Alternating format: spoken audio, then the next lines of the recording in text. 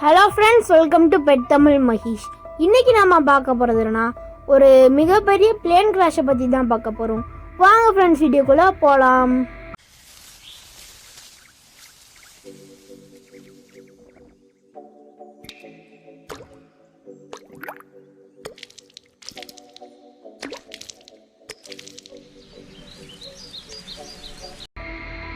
March 27, 1977 ஆண்டு 2 விமானங்கள் Atlantic ocean மேலே பறந்துக்கிட்டு இருந்துச்சு. அதில் ஒன்று பேனாம் 1736, இன்னொன்று KLM 4805. இது ரெண்டுமே போயிங் 747 விமானத்தை சேர்ந்தது. என்னதான் இந்த 2 ஃப்ளைட்டுமே வேறு இடத்துலேருந்து வந்தாலும் இது ரெண்டுமே ரீச் ஆக போகிற டெஸ்டினேஷன் ஒன்று தான். அதாவது கெனரி ஐலாண்ட்ஸில் இருக்க கிராண்ட் கெனாரியா ஏர்போர்ட் தான். சரியா 1:15 PM அப்போ இந்த 2 பிளேனுமே வானத்தில் பறந்துக்கிட்டு இருக்கும்போது கிராண்ட் கெனாரியா ஏர்போர்ட்டில் ஒரு பாம் பிளாஸ்ட் ஏற்படுது.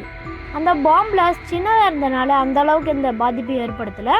ஆனாலும் அங்கே இருந்த மக்களுக்கு ஒரு பயத்தை உண்டாக்கிருச்சு.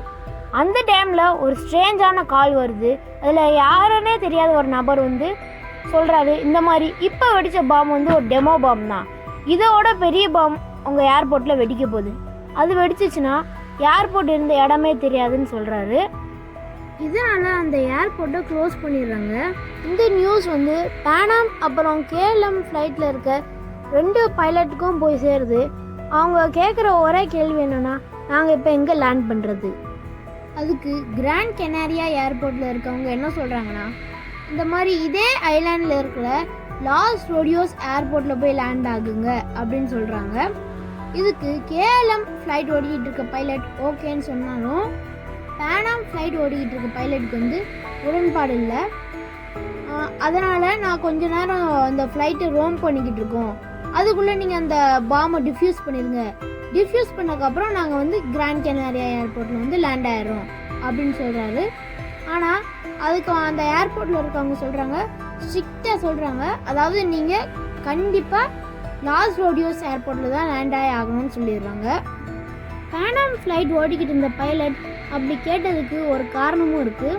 ஏன்னா லாஸ் ரோடியோஸ் ஏர்போர்ட்டோட ரன்வே ரொம்பவே சின்னதாக இருக்கும். அதுவும் இல்லாமல் ஒன்று தான் இருக்குது. அதுக்கு பேரலாக டாக்ஸிவே இருக்கும். அதுக்கு நடுவில் 4 எக்ஸிட்ஸ் இருக்கும். ஸோ அதனால தான் பேனாம் ஃப்ளைட் ஓடிக்கிட்டு இருந்த பைலட் இந்த மாதிரி நான் கொஞ்ச நேரம் ரோம் ஆகிட்டு கிராண்ட் கெனாரியா ஏர்போர்ட்டில் லேண்ட் ஆகுவான்னு கேட்டிருக்காரு. சரி ஓகேன்னு பேனாம் ஃப்ளைட் லேண்ட் ஆகிறதுக்கு போய்கிட்டு இருந்துச்சு. அப்போ பேனாம் ஃப்ளைட்டுக்கு முன்னாடி மொத்தம் 4 ஃப்ளைட் அந்த ரன்வேல லேண்ட் ஆயிருந்துச்சு. ஒன்று அவருக்கு முன்னாடி போன KLM, மற்ற 3மே அதே தான் கிராண்ட் கெனாரியா ஏர்போர்ட்டுக்கு போக வேண்டிய ஃப்ளைட் தான் அங்கே லேண்ட் பண்ணி வச்சுருந்தாங்க.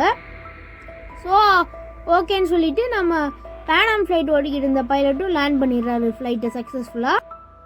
எல்லா ஃப்ளைட்டில் இந்த பேசஞ்சர்ஸும் வெளியில் டெர்மினலில் ரெஸ்ட் எடுத்துகிட்டு இருந்தாங்க. ஆனால் பேனாம் ஃப்ளைட்டில் இந்த பேசஞ்சர்ஸ் மட்டும் ஃப்ளைட்டுக்குள்ளே இருந்தாங்க. இதனால் பைலட் காண்டாக்ட் பண்ணி இந்த மாதிரி எங்கள் பேசஞ்சர்ஸ் மட்டும் ஃப்ளைட்லேயே இருக்காங்க, அவங்களையும் டெர்மினலுக்கு அனுப்புங்கன்னு சொன்னாங்க. ஆனால் அங்கே இருந்தவங்க என்ன சொன்னாங்கன்னா, இப்போயே டெர்மினல் ஃபுல்லாகிடுச்சு, இதுக்கு மேலே உங்கள் பேசஞ்சர்ஸை உள்ளே அனுப்ப முடியாது, வேணும்னா அங்கே பக்கத்தில் இருக்க டாக்ஸி வேல உங்கள் பேசஞ்சர்ஸை வெயிட் பண்ண சொல்லுங்கள் அப்படின்னு சொல்லிடுறாங்க. அதனால் பேனாம் ஃப்ளைட் பைலட் கொஞ்ச நேரம் அமைதியாக வெயிட் பண்ணுறாரு. கொஞ்சம் நேரம் கழித்து கிராண்ட் கெனாரியா ஏர்போர்ட்லேருந்து லாஸ் ரோடியோஸ் ஏர்போர்ட்டுக்கு சொல்கிறாங்க, இந்த மாதிரி எங்கள் ஏர்போர்ட்டு இப்போ கிளியர் ஆயிடுச்சு, ஸோ அந்த ஃப்ளைட்ஸ் எல்லாம் இங்கே வர சொல்லலாம் அப்படின்னு சொல்கிறாங்க. இந்த தகவல் அந்த 5 ஃப்ளைட்டுக்குமே பாஸ் ஆகுது. ஸோ எல்லா ஃப்ளைட்டுமே டேக் ஆஃப் பண்ணுறதுக்கு ரெடியாக இருக்காங்க. அந்த டைம் KLM ஃப்ளைட், அதாவது பேனாம் ஃப்ளைட்டுக்கு முன்னாடி நின்றுக்கிட்டு இருக்காங்க. அவங்க என்ன பண்ணுறாங்கன்னா ஃபியூல் ஃபில் பண்ணிக்கிட்டு இருக்காங்க. பொதுவாக கிராண்ட் கெனாரியாவுக்கு போகிற எல்லா ஃப்ளைட்டுக்குமே அதுக்கு தேவையான ஃபியூல் இருக்கும். அது போக இன்னொரு ஏர்போர்ட் போகிற அளவுக்கு கூட ஃபியூல் இருக்கும். அந்த மாதிரி தான் KLMக்கும் இருக்குது. ஸோ இவங்க வேறு ஏர்போர்ட்டுக்கு வந்திருக்காங்களே, இங்கேருந்து கிராண்ட் கெனாரியா ஏர்போர்ட்டுக்கு போக முடியும். ஆனால் KLM ஃப்ளைட்டை ஓடிக்கிட்டு இருக்க பைலட் என்ன சொல்கிறாருன்னா, நான் இங்கேருந்து கிராண்ட் கெனாரியாக்கு ஓட்டிகிட்டு போனால் திருப்பி போகிறதுக்கு ஃபியூல் ஃபில் பண்ணி தான் ஆகணும், அதுக்கு நான் இங்கேயே ஃபில் பண்ண போகிறேன் அப்படின்னு சொல்கிறாரு.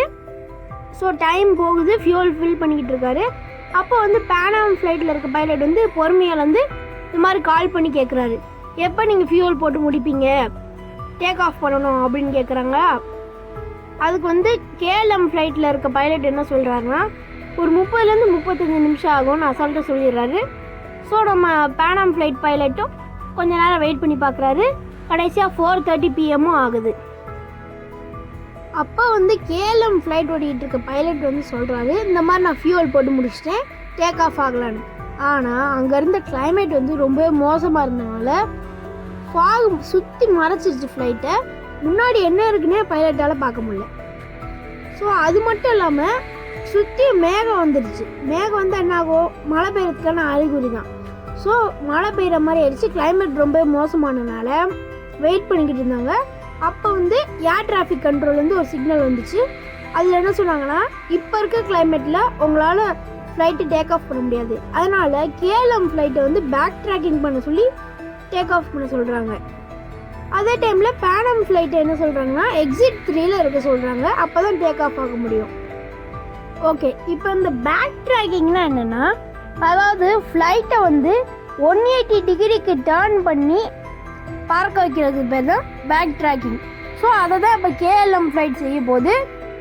இந்த எக்ஸிட் 3னா என்னென்னா, அந்த ரன்வேக்கும் டாக்ஸிவேக்கும் நடுவில் 4 சின்ன ரோடு மாதிரி வச்சுருப்பாங்க. ஸோ அதுதான் எக்ஸிட். அந்த எக்ஸிட் 4 எக்ஸிட் இருக்குது. அதில் 3rd எக்ஸிட்டில் பேனம் ஃப்ளைட்டை நிற்க சொல்கிறாங்க. இப்போ KLM ஃப்ளைட் வந்து பேக் ட்ராக்கிங் பண்ணிக்கிட்டு இருக்கு. இந்த டைமில் பேனம் ஃப்ளைட் என்ன பண்ண சொன்னாங்க, எக்ஸிட் 3 நிற்க சொன்னாங்களே, அந்த எக்ஸிட் 3 தெரியல. ஃபுல்லு ஃபாகாக இருக்கனால ரோடே தெரியாதனால எக்ஸிட் 3 எங்கே இருக்குன்னு பேனம் ஃப்ளைட் ஓட்டிகிட்டு இருக்கு பைலட்டால் கண்டுபிடிக்க முடியல. ஸோ இந்த டைமில் KLM ஃப்ளைட் வந்து பேக் ட்ராக்கிங் பண்ணி முடிச்சிருச்சு. இப்போ KLM ஃப்ளைட் வந்து பேக் ட்ராக்கிங் பண்ணி முடிச்சனால பைலட் என்ன சொல்கிறாருன்னா, டேக் ஆஃப் பண்ணிடலான்னு. ஆனால் ஃபர்ஸ்ட் ஆஃபீஸர் என்ன சொல்கிறாருன்னா, எதுக்கும் ஒரு கிளியரன்ஸ்க்காக நம்ம ஏர் டிராஃபிக் கண்ட்ரோலுக்கு கேட்டுப்போம் ஒரு வாட்டி, டேக் ஆஃப் பண்ணலாமா வேணான்னு. ஸோ இப்போ ஏர் டிராஃபிக் கண்ட்ரோலுக்கு வந்து கேட்குறாங்க. அவங்க என்ன சொல்கிறாங்கன்னா, நீங்கள் பேக் ட்ராக்கிங் பண்ணி முடிச்சிட்டிங்கன்னா டேக் ஆஃப் பண்ணுறதுக்கு ரெடி ஆகுங்கன்னு சொல்கிறாங்க. இவங்க டேக் ஆஃப் பண்ண ரெடி ஆகுங்கன்னு சொன்னது வந்து அங்கேருந்து கிளைமேட்னால சரியாக கேட்கல. பைலட்டுக்கும் ஃபர்ஸ்ட் ஆஃபீஸருக்கும் சரியாக கேட்காதனால பைலட் என்ன சொன்னார்னா, டேக் ஆஃப்ன்ற வேர்ட் நம்ம கேட்டுச்சுல, ஸோ அதனால் டேக் ஆஃப் பண்ண சொல்கிறாங்க. நம்ம டேக் ஆஃப் பண்ணிடுவோன்னு கேட்டாங்க. இருந்தாலும் ஃபர்ஸ்ட் ஆஃபீஸர் ஒத்துக்கல. ஆனால் பைலட் வந்து ஆன் பண்ணிட்டார், இன்ஜின்லாம் ஆன் பண்ணிட்டு டேக் ஆஃப் பண்ண ஆரம்பிச்சிட்டாரு. அந்த டைமில் வந்து பேனம் ஃப்ளைட்டும் எக்ஸிட் 3 எங்கே இருக்குன்னு தெரியாமல் மூவ் ஆகிட்டு தான் இருந்தாங்க. ஸோ இந்த டைமில் பேனம் ஃப்ளைட் வந்து ஏர் டிராஃபிக் கண்ட்ரோலை காண்டாக்ட் பண்ணி இந்த மாதிரி சொல்கிறாங்க, எங்களுக்கு எக்ஸிட் 3 தெரியல, நாங்கள் மூவ் ஆகிக்கிட்டே தான் இருக்கோம் அப்படின்னு சொன்ன உடனே ஏர் டிராஃபிக் கண்ட்ரோல் என்ன சொல்கிறாங்கன்னா, நீங்கள் எக்ஸிட் 3 தாண்டிருப்பீங்க, இப்போ எக்ஸிட் 4 ரீச் பண்ணியிருப்பீங்க, ஸோ நீங்கள் இந்த எக்ஸிட் 4லே எக்ஸிட் ஆகிக்கோங்க அப்படின்னு சொல்கிறாங்க. அப்போ என்னென்னா, திடீர்னு ஒரு டேக் ஆஃப் சவுண்ட் கேட்குது. அந்த ஏர் டிராஃபிக் கண்ட்ரோலில் இருக்கவங்களுக்கு எதுவுமே புரியல. இன்னும் நம்ம எந்த ஃப்ளைட்டையும் டேக் ஆஃப் பண்ண சொல்லவே இல்லை, டேக் ஆஃப் சவுண்டு கேட்குதுன்னு டவுட்டோடு இருந்தாங்க. அந்த டைமில் KLM ஃப்ளைட்லேருந்து ஃபர்ஸ்ட் ஆஃபீஸர் வந்து உங்களை காண்டாக்ட் பண்ணுறாரு. ஏர் டிராஃபிக் கண்ட்ரோலில் சொல்கிறாரு, இந்த மாதிரி நாங்கள் டேக் ஆஃப் பண்ணலாமான்னு கேட்குறாரு. அதுக்கு ஏர் டிராஃபிக் கண்ட்ரோல், இப்போ நீங்கள் மூவிங் ஆகிக்கிட்டு இருக்கீங்களா இல்லை நின்றுக்கிட்டு இருக்கீங்களான்னு கேட்டதுக்கு ஃபர்ஸ்ட் ஆஃபீஸர் சொல்கிறாரு, நாங்கள் மூவ் ஆகிக்கிட்டு இருக்கோன்னு. அதை கேட்டோன்னே ஏர் டிராஃபிக் கண்ட்ரோல் இந்த எல்லாருக்குமே ஷாக் ஆயிடுது.